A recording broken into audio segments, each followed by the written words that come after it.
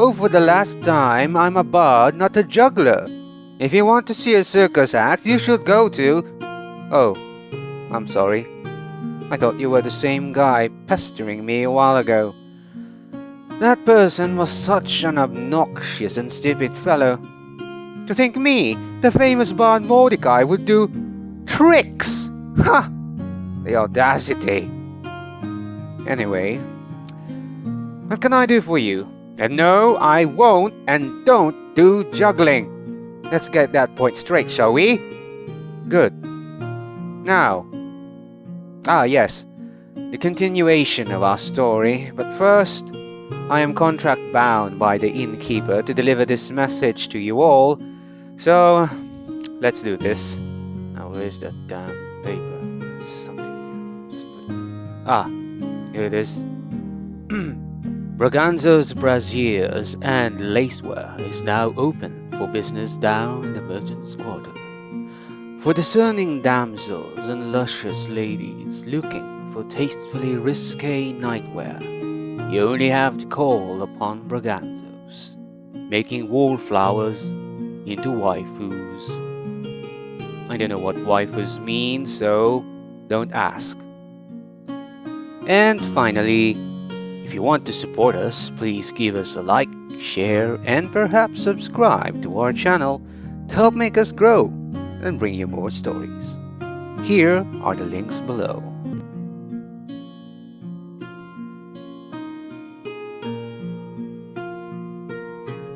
And now, back to the story.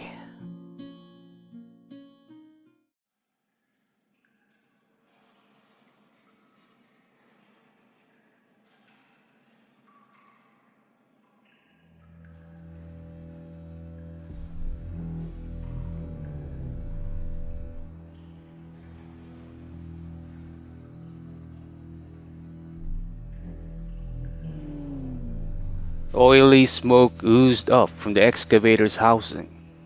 It seemed to have hit a hard mineral deposit, stressing the mechanisms behind the cutting tools. Karn patted it. More than you could cope with? The machine released a gout of smoke. I know the feeling. Before getting started, he peered around the tunnel's edge. The nearby workshop, despite the excavator's rumblings, seemed intact. Good. The excavator could continue its work without risking damage to those artifacts then. After he repaired it, he would search the workshop for the missing piece to the clay tablet. He pulled the machine away and reached into the wall where it was digging. He scooped out something. Liquid.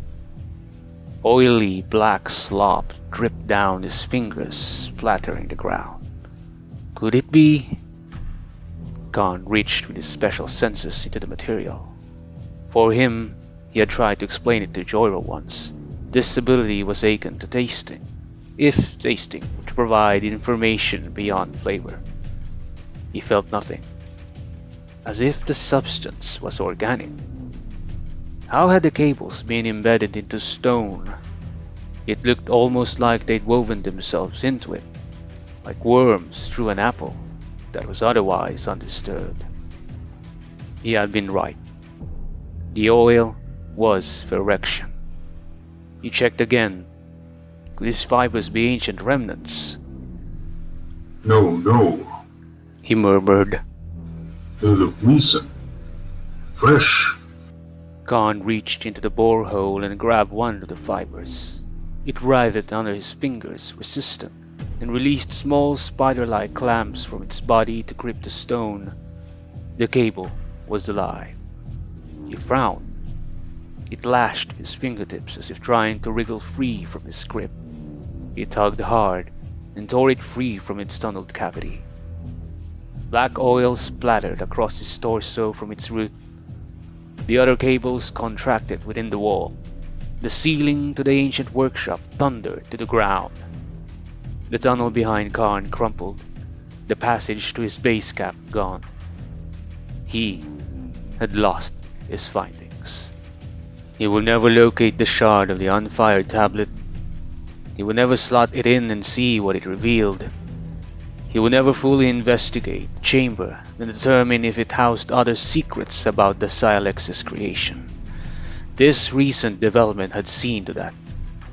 Now he had a more urgent problem, one he needed to prioritize over archaeological catastrophe.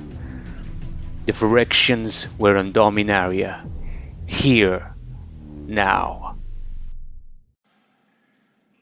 He could try to excavate the workshop. He could dig out the passage and return to his base camp. He could reach out to the others, but seeking help took time and Karn knew put others at risk. If he had learned anything during his long life, it was this. A single moment of inattention, of neglect, could leave an entire plane vulnerable to the Phyrexians. The Phyrexians were contained within the caves for now, and he with them.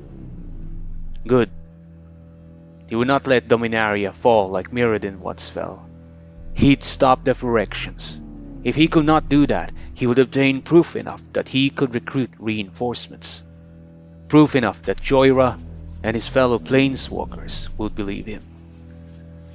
Karn, Joyra would say, you were right all along.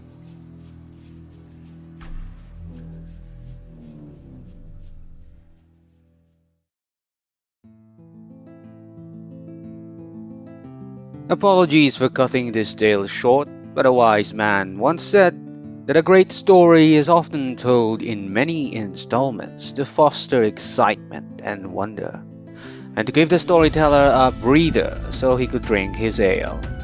It so happens that the wise man was me. Huh. Well, that's all for now. I have to tune my instrument for this night's performance, but rest assured this tale will continue next time. Until then, I am Mordecai the Solemn Bar. Thank you for listening. Goodbye.